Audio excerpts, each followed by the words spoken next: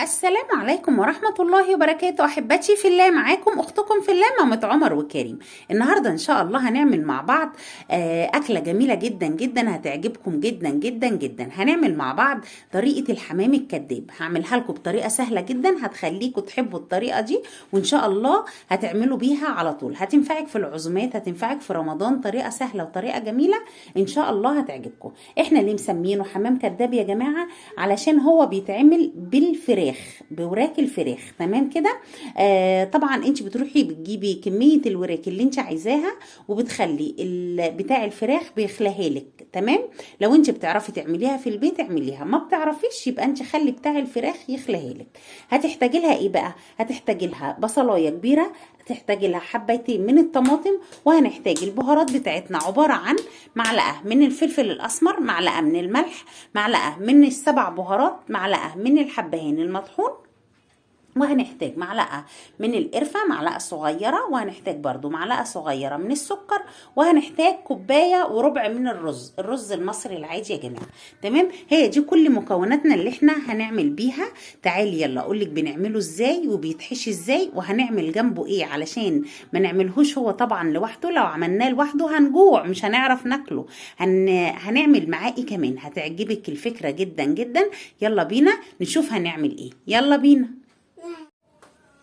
كل اللي هعمله ايه يا جماعه، ان انا هجيب الكبه بتاعتي. طبعا لو ما فيش كبه يا جماعه، انا كنت الاول بخرطهم على ايدي. يعني ممكن تخرطي البصل والطماطم على ايديكي صغير، مش شرط خالص ان يكون في كبه. طبعا هحط البصل بتاعي وهحط الطماطم في قلب الكبه وهفرمهم مع بعض. انا مش فاكره قلت لكم في المكونات ان في فصين توم ولا لا، بس اهم حاجه فصين التوم. التوم يا جماعه بيدي طعم جميل جدا جدا للاكله بتاعتنا.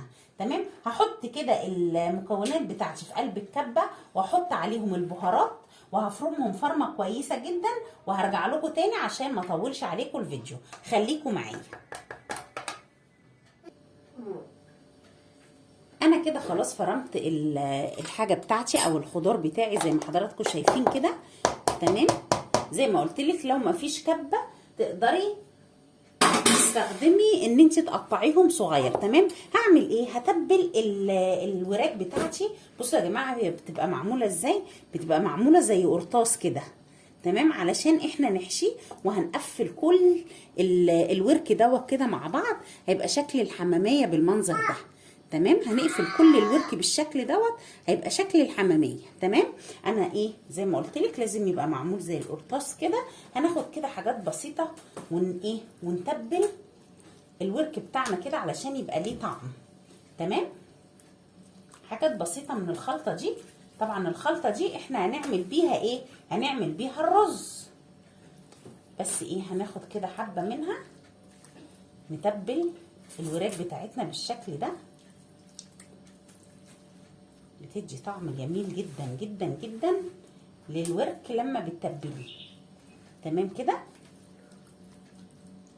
هتبل الوراك بتاعتي وهرجع لكم تاني. خليكم معايا. وبعد ما خلاص زي ما حضراتكم شايفين كده انا تبلت الحمام الكداب بتاعي بالشكل دوت. هسيبه بقى مركون شويه، ويلا بينا على البوتاجاز اقول لكم هنعمل الخلطه ازاي بتاعه الحشو بتاعنا. يلا بينا. كل اللي هنعمله ايه يا جماعه، ان انا جبت حله صغيره حطيت فيها معلقه من الزيت ومعلقه من السمن. هسيبهم كده يسيحوا مع بعض، وهروح منزله عليهم الخلطه بتاعتي اللي احنا عملناها مع بعض. الخلطه بتاعتنا دي هننزلها كده عليهم ونقلبها ايه تقلبتين، نشوحها كده معاهم حاجات بسيطه. تمام. طبعا اكون غاسله الرز. وطبعا عايزه اقول لكم ان كميه الرز اللي انا عاملاها دي عاملاها على قد 4 وراك فقط او 4 حمامات فقط. تمام. دي كميه بسيطه على قد الاوراق اللي معايا. تمام كده. هقلبهم بقى كده ايه مع بعض، او هشوحهم تشويحه كده بس مع بعض، تشويحه بسيطه كده. واكون غاسله الرز بتاعي واحطه عليهم. طبعا انا مش عايزه اقول لكم الريحه بتاعتهم عامله ازاي. ريحه الخلطه تحفه. البهارات اللي احنا حاطينها حلوه جدا جدا جدا. واوعوا تنسوا فصين الثوم يا جماعه، عشان لو ما كنتش قلتهم في الاول يبقى انا بفكركم بيهم دلوقتي. فصين التوم يا جماعه افرموهم او قطعيهم صغنن مع الخلطه بتاعتي. خلاص قلبتيهم تقليبه كده. طبعا انا علشان فرماهم في الكبه فهم ايه مفرومين صغير قوي. هنزل كده بالرز بتاعي. تمام، هنزل بالكوبايه الرز بتاعي بقى، وهفضل اقلب فيهم كده اشوحهم تشويحه حلوه مع بعض. تجديد يا جماعه في الاكل وحاجه جميله وهتعجبكم بمشيئه الرحمن. هنقلب كده تقليبه حلوه. الريحه بتاعتهم جميله جميله جميله بسم الله ما شاء الله. بعد ما شوحناهم كده ايه في حدود 3-4 دقايق مع بعض، هجيب بقى حبه ميه وهنزلهم عليهم كده. انا طبعا عايزه اديهم 3/4 سوا. تمام يا جماعه، يعني الرز ما يبقاش ني قوي ولا يكون مستوي مهري. تمام، انا حطيت لهم كده ايه حبه ميه زي ما حضراتكم شايفين. هزود بس حبه كمان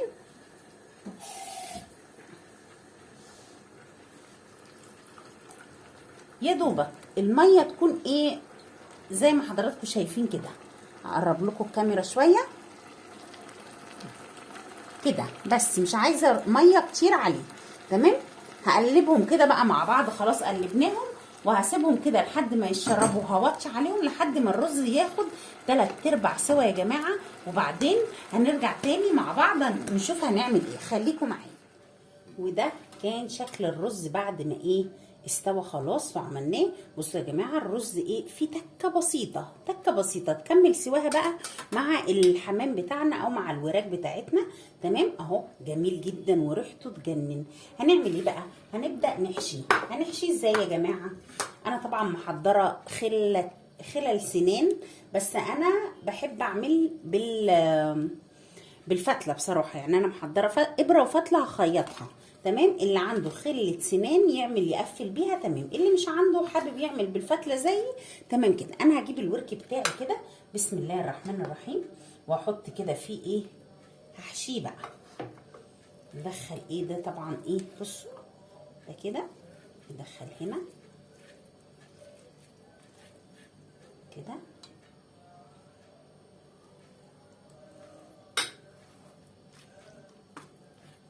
طريقته سهلة جدا جدا جدا وجميل يا جماعة. اللي هيجربه مش هيبطل يعمله. انا خلاص كده حشيتها الحشوة تمام. هبدأ اقفل بقى. عايزة تعملي بخل اعملي، عايزة تعملي بإبرة وفتلة زي ما انا هعمل كده اعملي. وبعدين بفكهم، يعني لما بخلص خالص بروح فكهم.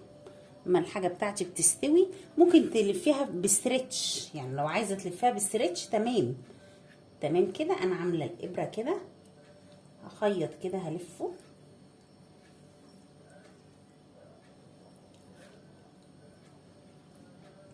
احاول نقفل عليه حلو كده يا جماعه علشان ايه يديكي شكل الحماميه وهي مقفوله كده مع بعض. تمام،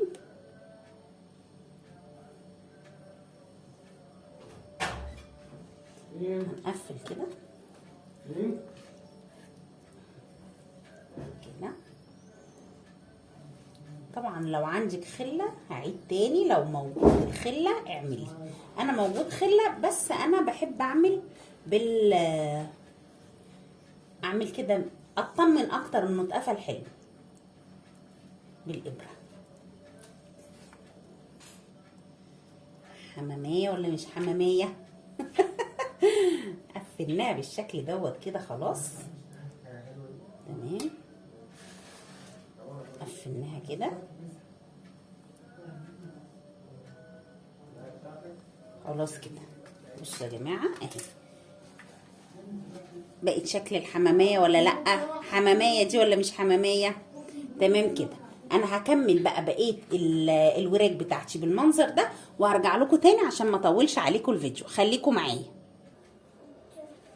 وبعد ما خلاص حشينا الحمام بتاعنا بصوا بقى بالمنظر ده يا جماعه ازاي. بصوا جميل ازاي. بصوا انا قفلته تقفيله تمام. قفليه حلو وكويس جدا. انا عامله ايه بقى؟ انا ممكن اروح واخداه كده ورصاه في قلب الصينيه واحط له كوبايه ميه وهغطيه بورق فويل وهدخله الفرن لمده ساعه.